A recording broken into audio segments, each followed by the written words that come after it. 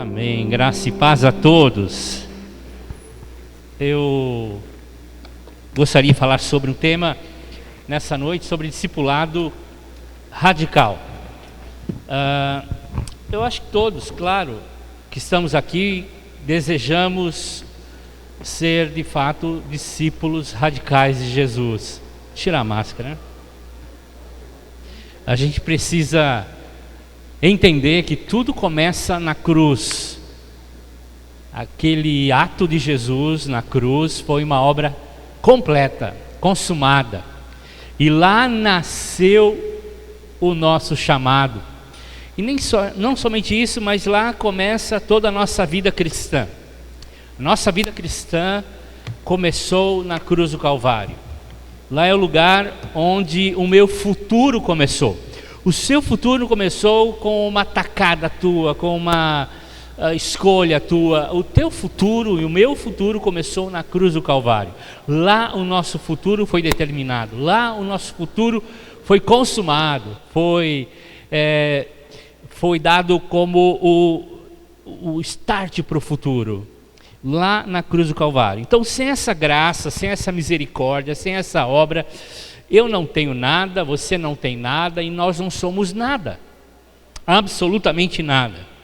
Sem a graça de Deus, nada é possível. Então, essa graça, essa obra que nós acabamos de lembrá-la através da Santa Ceia, ela precisa de uma resposta minha e sua. A graça precisa de uma resposta. A gente vê isso na Bíblia. Há um chamado e há uma resposta a esse chamado. Então, a resposta correta à graça é uma vida cristã radical. É um discipulado radical. A resposta correta à graça é um discipulado radical. Entenda isso, compreenda isso. Eu creio que a compreensão correta da graça e a resposta que nós damos a ela nos levará a sermos um cristão radical, um discípulo radical. A compreensão que eu tenho da graça e a resposta que eu dou a ela me leva a ser um cristão ou um discípulo radical. Então, a minha convicção é bem clara com respeito a isso. A gente só vai ser, somente os discípulos radicais vão poder cumprir o propósito a qual Deus chamou. São aqueles que Jesus disse na parábola no Mateus capítulo 25, verso 21, que diz assim: servo bom e fiel, entre e tome posse. São os discípulos radicais que vão ouvir de Jesus: servo bom e fiel, entrem e tomem posse. Então, a minha oração nessa noite é que você seja cheio do Espírito Santo, que você receba a revelação do alto para entender, para compreender como ser um discípulo radical de Jesus, como tomar a vontade de Deus para a sua vida, para que você possa cumprir o propósito de Deus para a sua vida. Eu vou falar a partir de hoje de vários temas da vida cristã que precisam ser radicais, que precisam assumir uma resposta ou dar a ela uma resposta para que nós possamos ser radicais. E a primeira coisa que eu gostaria de falar sobre o discípulo radical. O discípulo radical. Quando Jesus veio aqui na terra encarnado, ele pregou uma mensagem. A mensagem ele chamou de boas notícias, que é a tradução da palavra evangelho. Então, o evangelho é a boa notícia, é a boa notícia. O evangelho é a boa notícia de Jesus. Lá em Lucas capítulo 4, versos 18 a 19, Jesus na sua primeiro sermão na igreja, ele diz o seguinte: o Espírito, ele pega o texto de Isaías e diz assim: o Espírito do Senhor está sobre mim. Ele me ungiu para pregar boas notícias aos pobres. Ele me enviou para proclamar liberdade aos cativos recuperar a vista aos cegos, libertar os oprimidos e proclamar o ano da graça do Senhor. Então, essa palavra, evangelho, é boa notícia. E Jesus veio então trazer uma boa notícia para todos nós.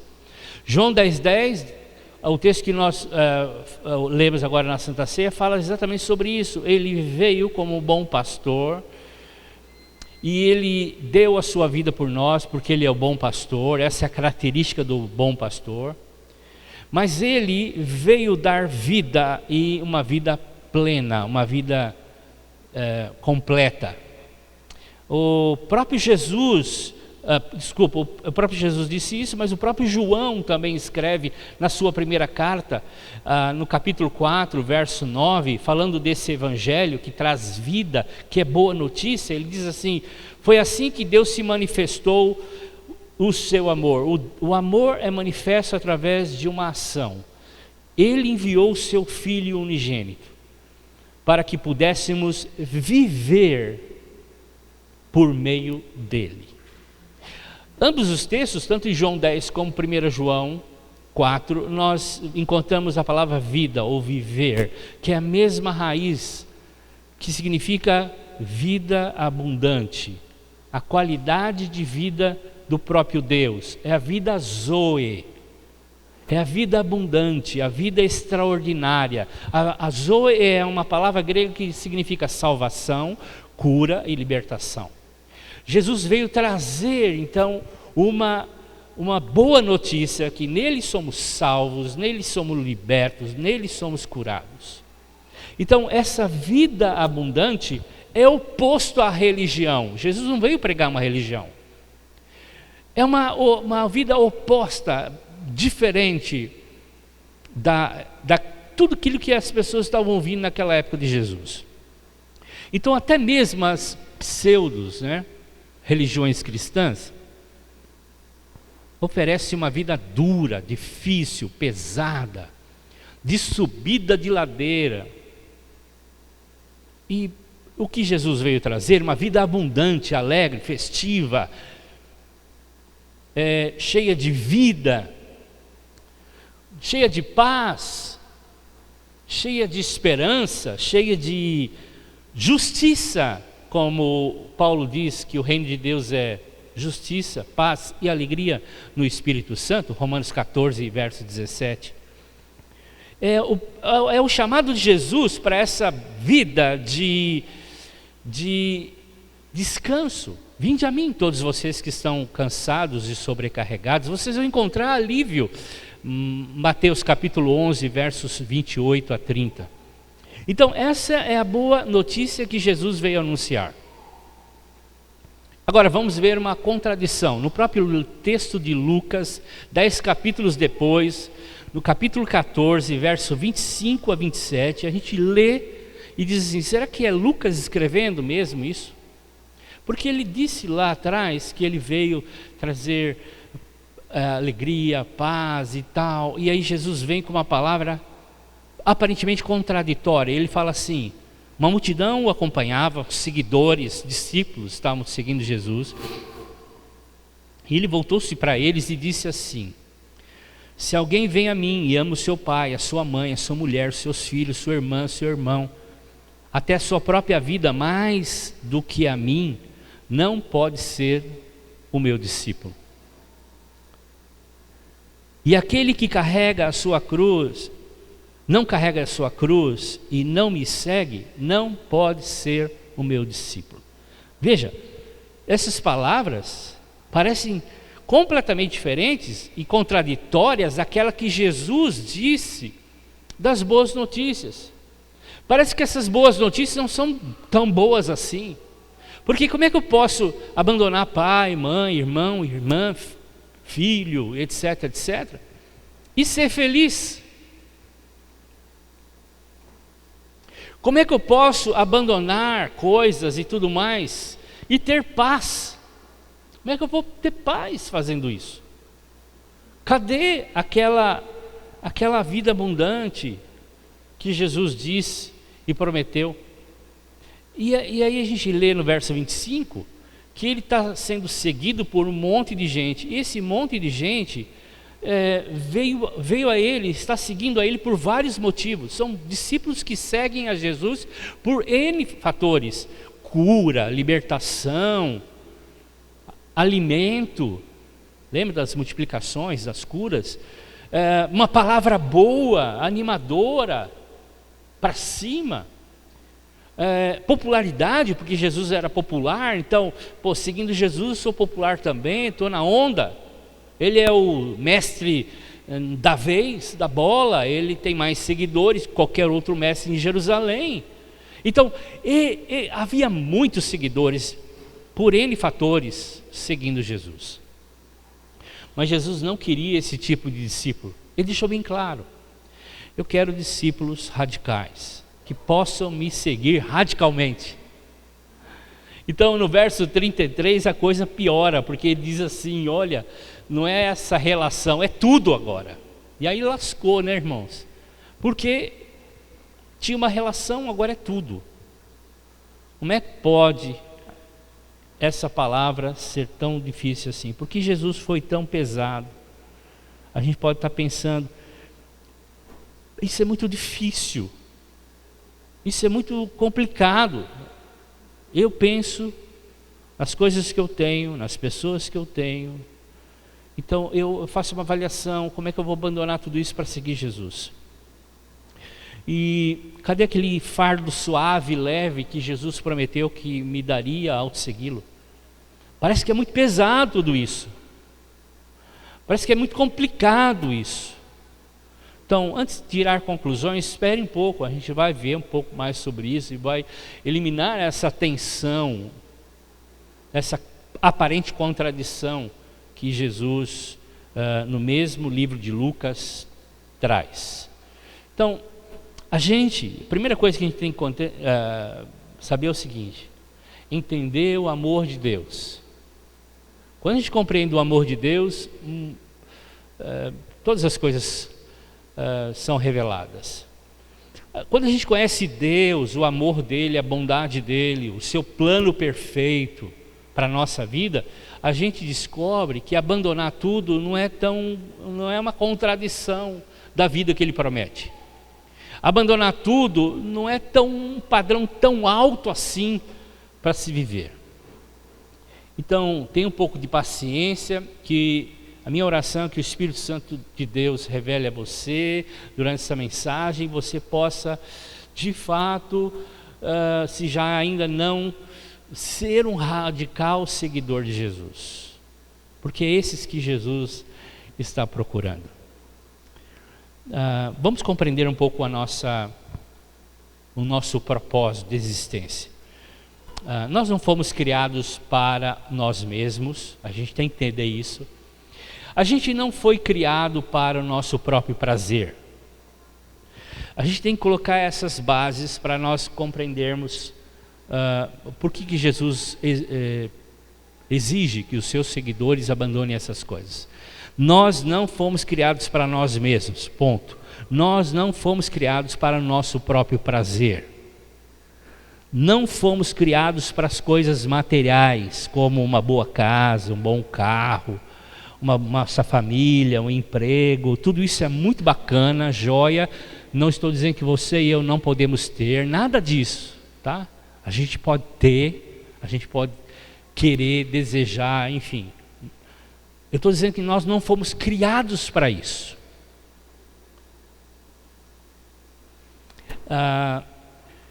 Há uma razão para a gente existir.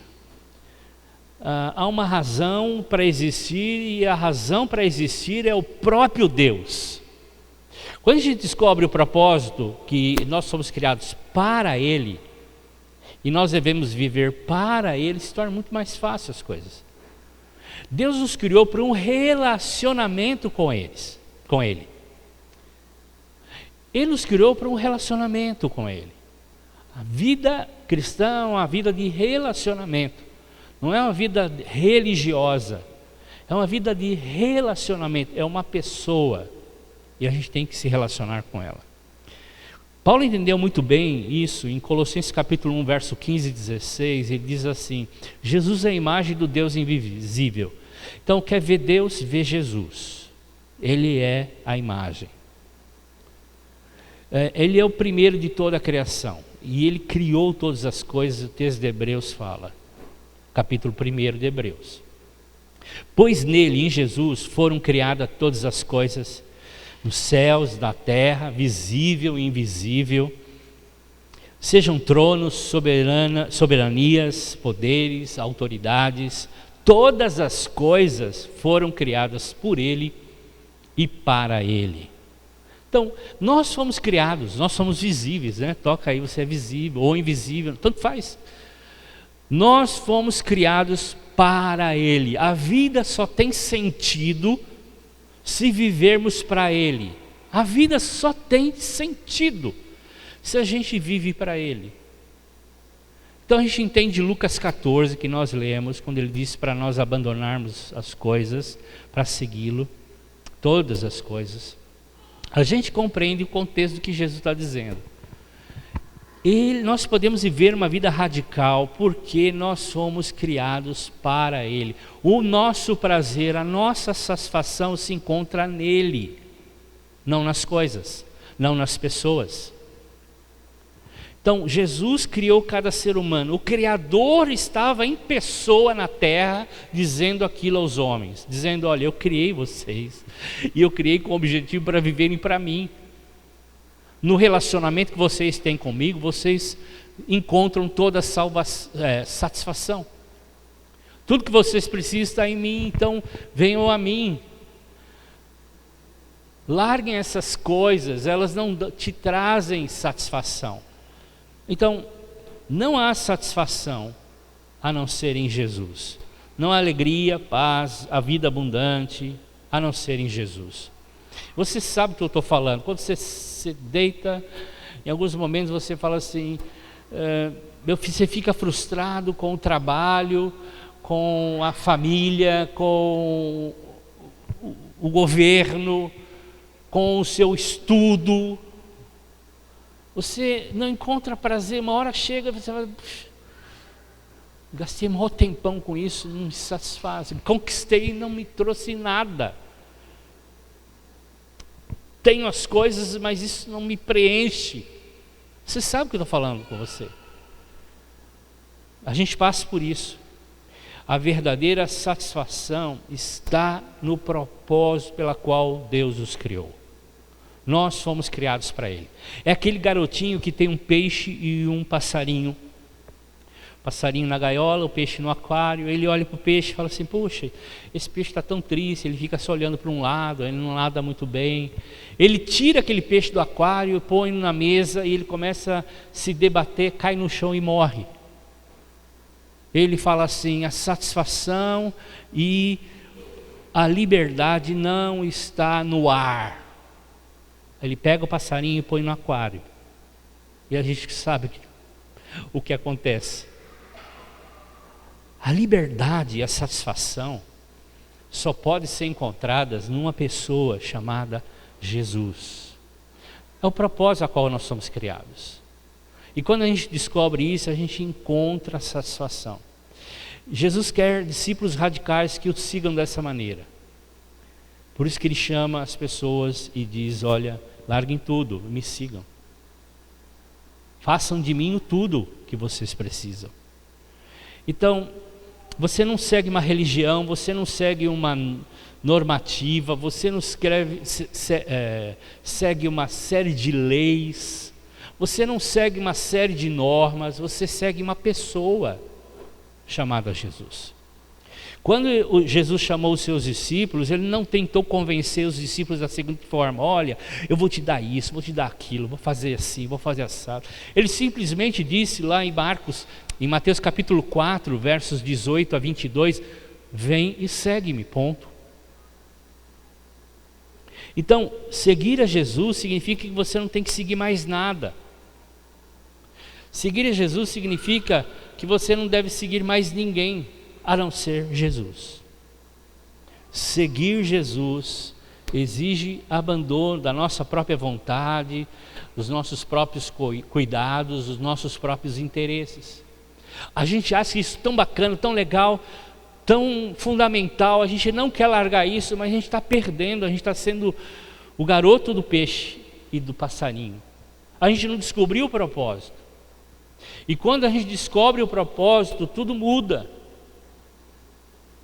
Por isso que Jesus quer discípulos radicais, porque os radicais entenderam o propósito pela qual foram criados.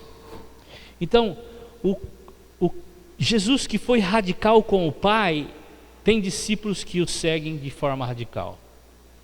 Esses discípulos amam Jesus de forma radical, mais do que as suas próprias vidas. Mas os discípulos não entendiam muito bem isso quando estiveram aqui, só depois da ressurreição entenderam isso, mas porque compreenderam um segundo ponto muito importante: o amor de Deus. Eu acho que a primeira coisa que a gente tem que fazer ao se converter é entender o amor de Deus. Porque se a gente entende o amor de Deus, tudo se complica. Se a gente entende o quanto Deus nos ama, tudo se torna muito mais fácil. Discípulos radicais amam a Jesus porque Ele nos amou primeiro. 1 João capítulo 4, verso 19. Eles conhecem o amor que Jesus tem por eles. Eles sabem que Ele se deu inteiramente, até as últimas consequências. João 15, 13, Filipenses capítulo 2. Então, para um discípulo radical se entregar àquele que ama, que o ama, é muito fácil, porque ele sabe que não vai entrar numa fria. Ele ama, é o Deus amando, é o Deus que tem coisas boas para dar, para fazer, para operar. Mas Ele não está ali por nada que Ele possa oferecer, Ele está ali por causa do amor que Deus tem por Ele. Então, a gente nunca vai entender Lucas 14, e Jesus manda largar tudo, se a gente não entender o amor de Deus, o amor que Deus tem por nós. E a gente tem que entender o seguinte, que Deus não se relaciona com a gente com o nosso amor por Ele. Romanos 5,8 diz que Ele nos amou quando nós éramos pecadores. Deus não depende do nosso amor para nos amar. Então, abandonar todas as coisas para seguir Jesus não deve ser uma tentativa minha de falar assim: Deus, eu te amo tanto, estou abandonando as coisas. Você não está vendo? Não deve ser uma tentativa de provar que nós amamos a Deus, deve ser uma consequência.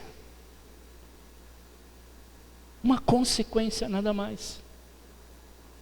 O discípulo radical é um discípulo radical porque entende o amor de Deus, e o abandonar das coisas é apenas uma consequência. A gente tem que mudar essa chavinha na nossa cabeça.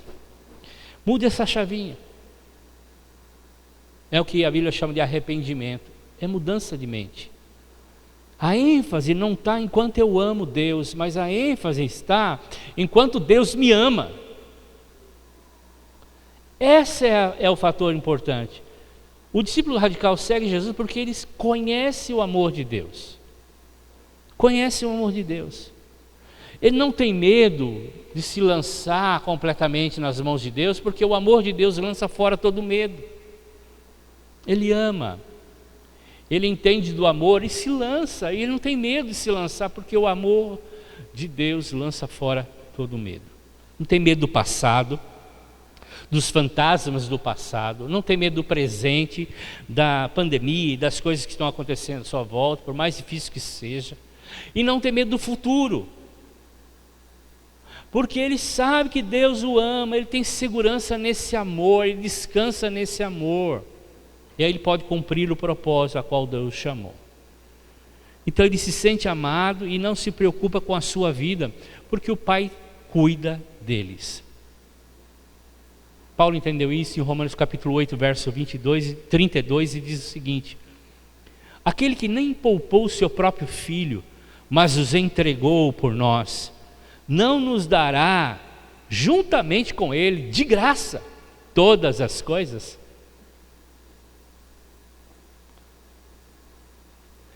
se nem o próprio Filho Ele poupou, quanto mais as coisas Ele pode nos dar tranquilamente.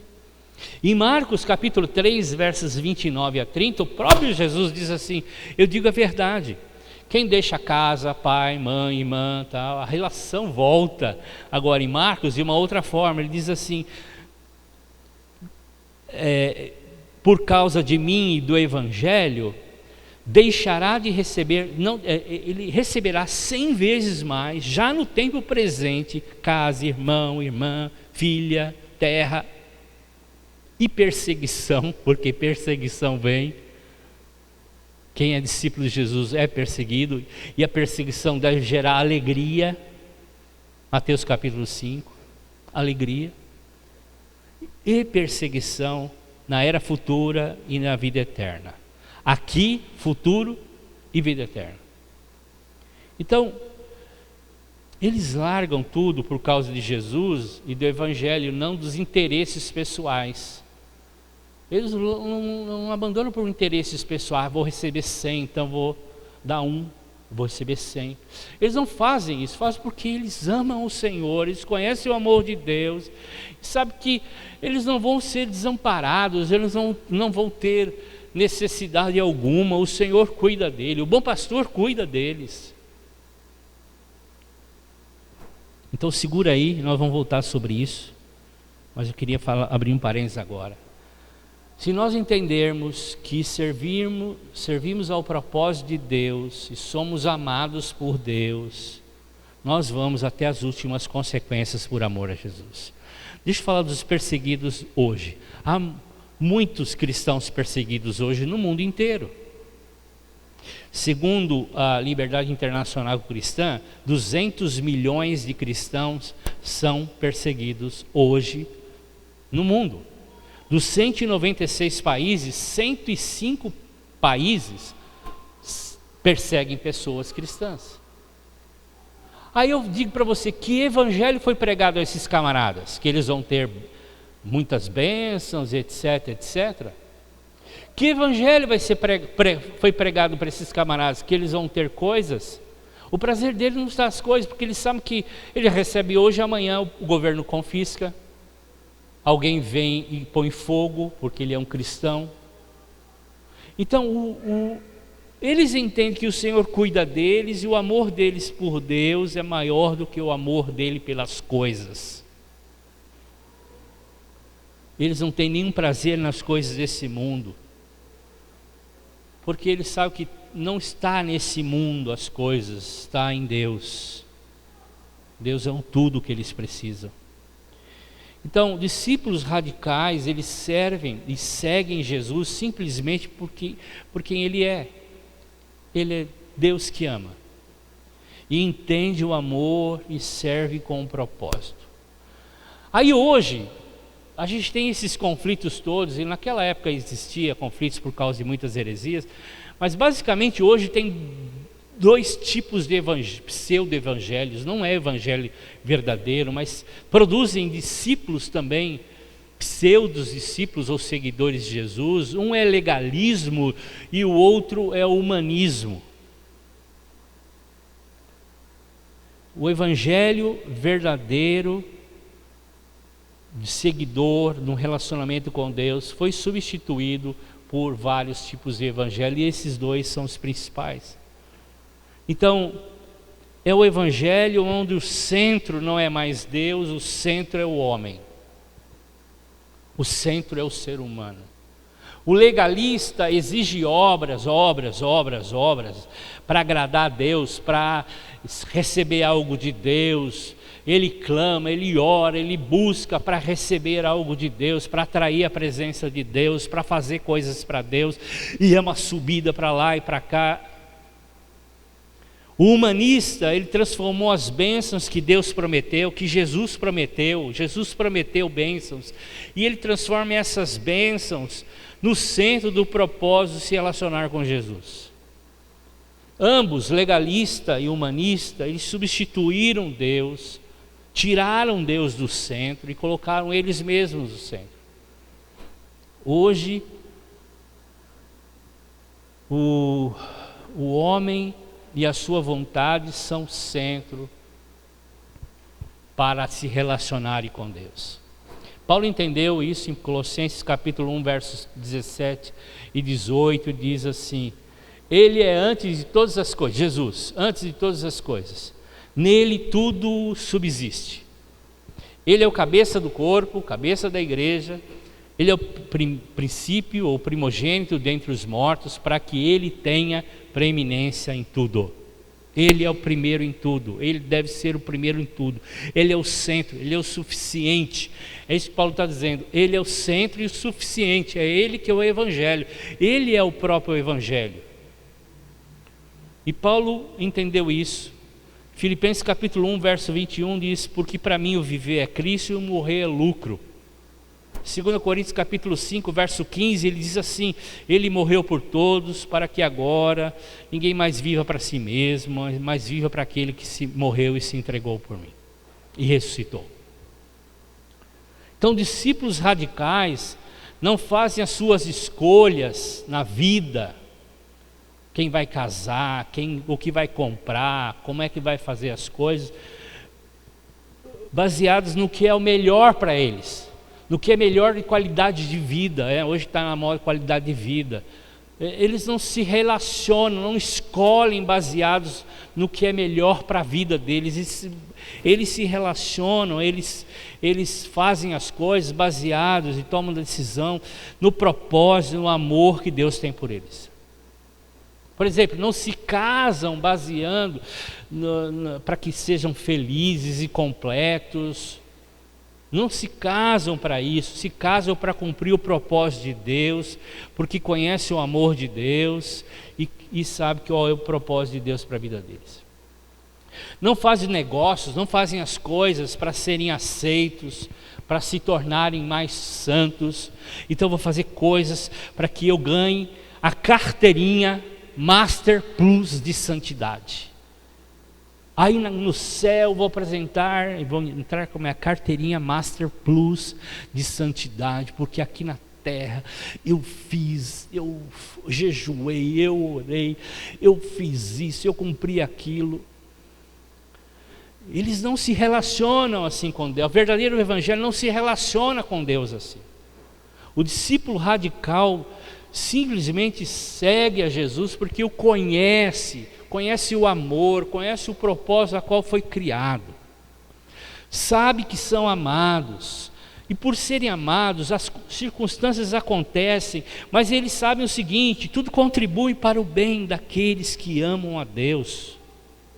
Romanos capítulo 8, verso 28. Tudo contribui, tudo é um rodamuinho para as bênçãos chegarem, para as coisas melhorarem. Ele tem isso em mente, ele tem isso no coração, porque ele sabe que Deus o ama, e ele sabe que Deus tem o melhor para a vida deles. Eles se baseiam no relacionamento com Deus, através do amor que Deus tem por eles. Então, como é que eu sei que se eu estou sendo um discípulo radical? A pergunta que eu faço é a seguinte, quando eu vou fazer qualquer coisa, é o seguinte: a minha escolha trará algum impedimento para que eu me relacione com Deus? A minha escolha, a minha compra, a minha decisão vai atrapalhar eu seguir Jesus? Essa é a pergunta. Tudo na vida é baseado nessa pergunta. Porque o centro não sou eu, o centro é Jesus, e Ele tem que ser o centro. Eu conheço o seu amor e o seu propósito, e eu faço isso de uma forma alegre, espontânea, amorosa, porque eu amo meu Senhor que me ama, que me amou primeiro. Então, discípulos radicais obedecem ao mandato de Jesus de abandonar tudo para segui-lo. Eles fazem porque entendem o amor e o propósito. Jesus é tudo para eles, Jesus é suficiente para eles. Colossenses 2:10, Ele é o cabeça de toda autoridade. Vocês receberam a plenitude através dele, tudo vem dele, tudo parte dele. A gente tem que entender isso. Colossenses 3:4, quando Cristo, que é a vida de vocês, se for manifesto, então vocês também serão manifestados em sua glória. É um mistério revelado, Colossenses 1:27. Cristo em vós, a esperança da glória. Ele está em nós e nós estamos nele. Ele é a nossa vida. Gálatas capítulo 2, verso 20. Não sou eu mais que vivo, mas Cristo vive em mim. Então, paz, prosperidade, abundância, alegria, descanso, está em Jesus. O discípulo radical se entrega radicalmente a Jesus porque o conhece.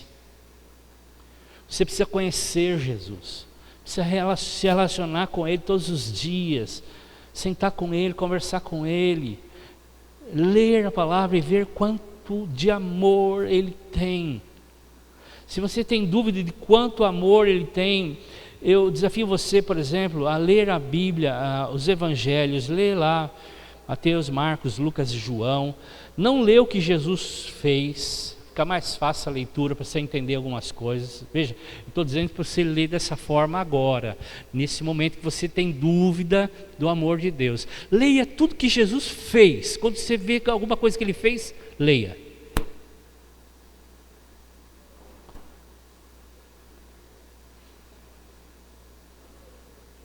É o que Jesus contou na parábola do Mateus capítulo 13, verso 44 a 46. O discípulo radical, ele conhece a Jesus, então ele vai no mercado e acha uma pérola, a pérola de grande valor, é a melhor pérola que ele já viu na vida dele. Ele é um colecionador de pérolas, ele vai para casa, vende toda a sua coleção. Que cara louco, ele vende toda a sua coleção para comprar aquela pérola.